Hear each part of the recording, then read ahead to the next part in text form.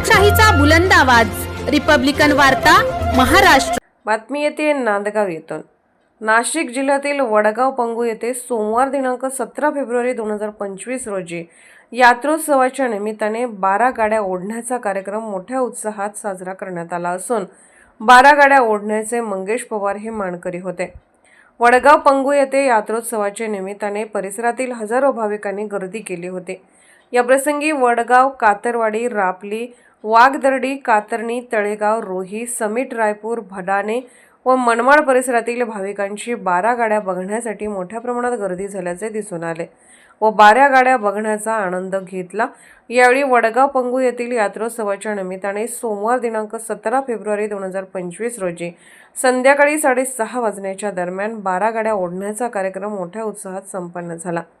उपस्थित तरुणांनी व नागरिकांनी डीजेच्या तालावर नृत्य सादर केले होते। रिपब्लिकन वार्तासाठी विशेष प्रतिनिधी मुक्ताराम बागुल, नाशिक।